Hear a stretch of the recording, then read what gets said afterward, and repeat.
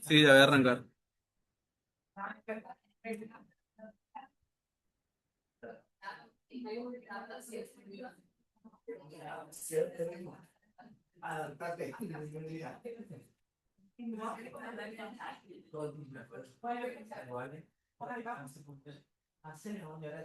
Bueno, buenas, mi nombre es Juan Cruz, soy residente de segundo. Mi nombre es Juan Cruz, soy residente de segundo año de pediatría y neonatología articulada y hoy vamos a hablar sobre coqueluche. Los objetivos para esta clase son que aprendan a identificar signos de alarma que requieran hospitalización, poder interpretar resultados diagnósticos en un contexto clínico y decidir iniciar un tratamiento empírico, planificar el manejo y seguimiento de un lactante con sospecha o confirmación de coqueluche y aplicar medidas de aislamiento y profilaxis en contactos con familiares o contactos comunitarios, en un contexto comunitario. ¿Qué es el coqueluche? También llamado tos ferrina o tos convulsa, es una enfermedad respiratoria altamente contagiosa que se contagia a través de gotas nasales en contexto de contacto estrecho o contacto estrecho. Es causado por la bacteria Bordetella pertussis y en algunas ocasiones, en menor proporción, también por la Bordetella parapertussis. También conocemos el llamado síndrome coqueluchoide, que es un término utilizado para, digamos, el conjunto de signos y síntomas similares al coqueluche, pero cuando no se logra, se utiliza cuando no se logra aislar la bacteria en los exámenes complementarios. En cuanto a su epidemiología, en este último tiempo hemos visto un aumento de incremento de los casos registrados, asociado a una baja cobertura de vacunación y una circulación sostenida de la gente. Los datos que se notificaron en 2025 fueron 4.825 casos sospechosos de coqueluche. Sin embargo, solamente 627 fueron confirmados, con una tasa de incidencia de 1,32 casos cada 100.000 habitantes. Este valor, si bien es comparable con los años 2019 y 2023, es mucho más superior a los últimos años, como ser el 2020, 2022 y 2024, donde había una menor evidencia de los casos registrados. Y en cuanto a la distribución etaria, el 37,7% de los casos fue en menores de un año, con un predominio de los menores de 6 meses. En cuanto al cuadro clínico, si bien el coqueluche tiene una signo-sintomatología muy característica, hay muchas veces que no es evidente en la mayoría de los casos, o sea, no es muy específica en la mayoría de los casos, por eso hay que tener un alto índice de sospecha. Eh, Esto presenta tres fases: fase catarral, fase paroxística y fase de convalescencia. La fase inicial comprende entre 1 a 2 semanas y es el periodo donde se da el mayor contagio. Inicia con rinorrea serosa, tos seca e inyección conjuntival. Luego una fase paroxística que comprende de 3 a 4 semanas, que puede durar inclusive mucho más y que es característica por los accesos de tos, alcanzando hasta de 20 a 30 episodios de accesos por día. El estrido inspiratorio posterior al paroxismo, la tos seca y más que nada en los lactantes está presente la cianosis, la disnea y los vómitos postusígenos. Y luego tenemos la fase de convalescencia, que es el periodo donde los síntomas empiezan a desaparecer gradualmente y, sin embargo, la tos puede persistir semanas o inclusive meses y exacerbarse por infecciones respiratorias. En cuanto a un caso sospechoso, como dije, como ya mencioné, si bien tiene síntomas característicos, un gran porcentaje de estos solamente presenta tos. Por eso hay que estar muy alerta y tener un alto índice de sospecha. En menores de 6 meses, los cuales pueden presentar apnea, cianosis, estrido inspiratorio o vómitos postusígenos con tos paroxística. De 6 meses a 11 años, tos de más de 2 semanas de evolución, asociado a paroxismo, estridor o también llamado gallo, vómitos postusígenos y que no tengan otra causa aparente de producción. Y en mayores de 11 años, tos de más de 2 semanas de evolución sin otra sintomatología acompañante. ¿En quiénes debemos confirmar diagnóstico? En todos los que cumplan la definición de caso sospechoso, en menores de 5 años con tos de mayor a 1 semana de evolución, en niños mayores con al menos 2 semanas de evolución, lactantes que presenten episodios recurrentes de apnea, atragantamiento, cianosis o también bradicardia, contacto cercano con pacientes con tos ferina o que posteriormente desarrollen tos, y niños con síntomas de tos que presenten leucocitosis significativa. En todos ellos debemos confirmar el diagnóstico. Bien, ¿cómo se realiza el diagnóstico? Lo clave del diagnóstico es realizar una detección temprana para reducir la transmisibilidad y prevenir formas graves. Si bien las formas graves se manifiestan especialmente en lactantes y niños pequeños, los adultos mayores tienen como una manifestación pausisintomática. Entonces debemos tener, eh, debemos tener un especial cuidado en prevenir esto. El diagnóstico se basa en una sospecha clínica y en la obtención de muestras respiratorias adecuadas, seleccionando la técnica más útil según el tiempo de evolución de la enfermedad. El gol estándar es el cultivo, que es el cultivo de la muestra que se adquiere mediante el hisopado o aspirado nasofaringeo. Si bien es altamente específico, tiene una 100% de especificidad, tiene menor sensibilidad que otros y requiere medios muy selectivos. Y su utilidad también es mayor en las primeras 2 semanas antes del tratamiento antibiótico. Otro método de diagnóstico es el hisopado o aspirado nasofaringeo mediante PCR. Es la muestra recomendada, ya que la PCR tiene mayor sensibilidad que el cultivo y también se puede utilizar particularmente durante las primeras semanas, como ser la fase catarral y el inicio de la fase paroxística. Y luego tenemos las serologías, inmunoglobulina antitoxina pertussis, que puede utilizarse en adolescentes con más de 3 a 4 semanas de tos. O sea, es decir, es el método diagnóstico de elección en, en situaciones con mayor tiempo de evolución, eh, cuando las técnicas de PCR y cultivo disminuyen su rendimiento. El tratamiento.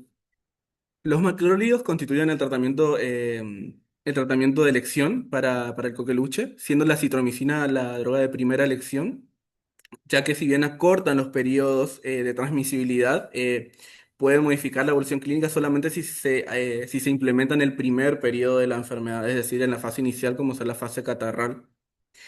Si se implementa, si se implementa posteriormente, digamos, ya en una fase avanzada, como ser una fase paroxística, lo único que te estaríamos buscando es disminuir la transmisibilidad, no así la intensidad de los síntomas. Como les dije, la citromicina es el fármaco de primera elección. En menores de un mes, se inicia con 10 miligramos kilo día, dosis única, o sea, el primer día se aplica esa dosis y los días posteriores aumenta a 40, no, perdón, los días posteriores, em,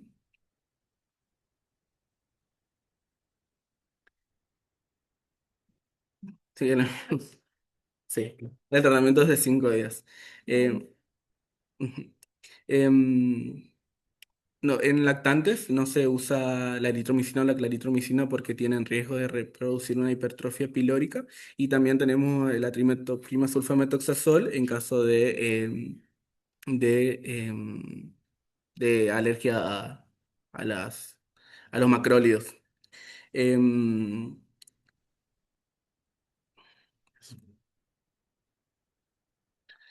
También tenemos que tener en cuenta los criterios de internación en pacientes que presentan crisis de cianosis o apnea, recién nacido o pretérmino menor a 3 meses, evidencia de sobreinfección respiratoria, taquicardia sinusal de causa no aclarada, una leucocitosis mayor a 20.000 células por milímetro cúbico, requerimiento de oxígeno, deshidratación y o intolerancia oral, em, presencia de síncopes o arritmias, convulsiones o encefalopatía y trastornos metabólicos.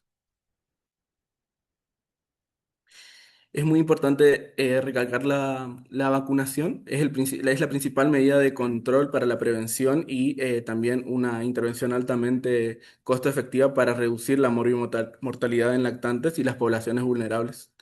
El esquema de vacunación comprende un esquema primario que se aplica a los 2, 4 y 6 meses con la vacuna quíntuple celular y después los refuerzos, los cuales se aplican de los 15 a 18 meses, también con la quíntuple, a los 5 años la triple bacteriana celular y a los 11 años la triple bacteriana acelular. También en cada embarazo, que es la triple bacteriana celular, lo que busca el, la- el paso transplacentario de los anticuerpos para así justamente asegurar a los lactantes, que es la población de mayor riesgo, eh, digamos, ante la patología. Y el personal de salud en contacto con niños menores de 1 año se debe aplicar una dosis de triple bacteriana celular cada 5 años. En cuanto a la prevención y profilaxis, el aislamiento respiratorio se debe hacer aislamiento respiratorio tipo gotas desde el momento de la sospecha sin esperar la confirmación microbiológica.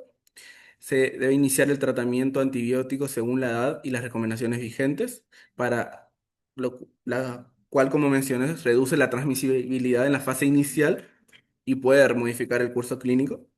El aislamiento se debe completar hasta 5 días posteriores a iniciar el tratamiento antibiótico. Y si no recibe tratamiento antibiótico, el aislamiento se debe realizar durante 21 días desde el inicio de los síntomas. em, Reforzar las medidas de higiene respiratoria, ventilación, uso de barbijo en espacios compartidos y evitar contacto con lactantes, gestantes y personas vulnerables durante el periodo de transmisibilidad. Todos los casos de coqueluche se deben notificar de forma inmediata a fin de activar las acciones de vigilancia y investigación epidemiológica. Em, Verificar el estado de vacunación del caso y de los convivientes e indicar corrección del esquema cuando corresponda y coordinar con el nivel local las acciones necesarias en instituciones donde haya permanecido, ya sea hogar, escuela, jardín o centro de salud, según la situación epidemiológica. El tratamiento se debe indicar al caso índice y la profilaxis de los contactos ante casos sospechosos de tos convulsa sin esperar la confirmación diagnóstica.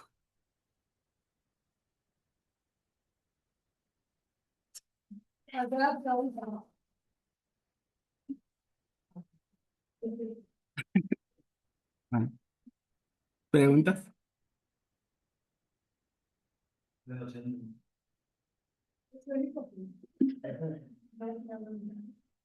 ¿No? Bueno. Tiene que aclarar que la enfermedad en sí, cabe en los lactantes, pero por algo, porque están en produce tanta amor y mortalidad, porque no es mortal la complicación en sí, sino las complicaciones, la encefalopatía hipóxica que produce, eso hace que... Por los accesos de tos. Eso es importante en los lactantes menores de 6 meses. La hipercelularidad de los glóbulos blancos, esa es otra característica que hay. Y siempre 21 días habla ahí porque el periodo de incubación es 21 días que tiene esta bacteria. Y otra cosa, el esquema de vacunación es 3+2, o sea, 3, el esquema primario y las 2 refuerzos. ¿Y por qué tenemos que ponernos hasta 5 nosotros que trabajamos en salud?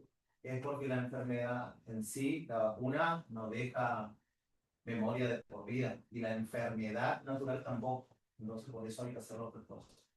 Es una enfermedad que está reemergiendo de nuevo hace 3 años y en el último año que pasó empezó a reemerger mucho.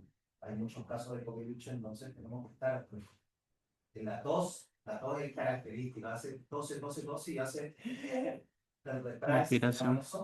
Inspiración profunda que hace hipoxia al nene, el paciente, y después vuelve a respirar. Entonces fíjense que cada episodio que hace, que dijo Juan Cruz, cada 20 accesos de tos tienen, imagínense, en los bebés que no tienen modo de defenderse, que el principal mecanismo de hipoxemia, convulsionan, hacen encefalopatía, hacen neumotórax, porque el esfuerzo de la tos es increíble. Entonces, siempre sospechen y siempre usen barbijo. Acá la doctora Espinosa me está tuteando porque tosí y no uso barbijo. Y ella se va a decir. Pero bueno, yo tengo una pregunta. Sí, dime tú. En la vacunación, por ejemplo, nosotros tenemos un paciente que esté usando con un coqueluche. Después de vacunar, entonces se tiene que esperar a que pase. Pero después tiene que seguir su... Sí, claro. Entonces, lo que hagas con las vacunas, acuérdense que ni una vacuna le ponen hoy y ya hoy ya estoy tengo defensa para esa enfermedad. Tenemos que darle tiempo que nuestro sistema antígeno-anticuerpos reconozca el nexo que entró por la inoculación y genere la defensa, y después de los 15 días recién tenemos anticuerpos específicos contra el xenofobia. Entonces, va a tener anticuerpos por enfermedad natural, pero eso se pierde. Por eso es una enfermedad que hay que insistir con la vacunación, porque se pierde la inmunidad en este tipo de enfermedades. Paciente de la sala 3B. Ahí estábamos nosotros en la lista, había una que tenía un poco de la cara china. Paciente de la sala 3B, parece que es positivo. ¿Qué hacemos con el paciente que está en la sala 3B? ¿Qué podemos hacer? ¿Qué hacemos? Tenemos un paciente que es Ujú. común, llega la tecnología positiva, están internados. O tener una sospecha con la emergencia, o cuando se interna. Ay, no. Se aísla, sí. Hacen un corte. Se llama corte. Si tiene una alta sospecha de ingreso, ¿qué hacen primero? O sea, si la emergencia de ley tiene alta sospecha, porque bueno, porque ya tiene el finito que ya dio positivo y toda la familia, la abuela, la mitad, tosime, ya es Y mal. se realiza la toma de muestra para diagnóstico y se inicia el tratamiento antibiótico empírico y se aísla. Igual también. Mira,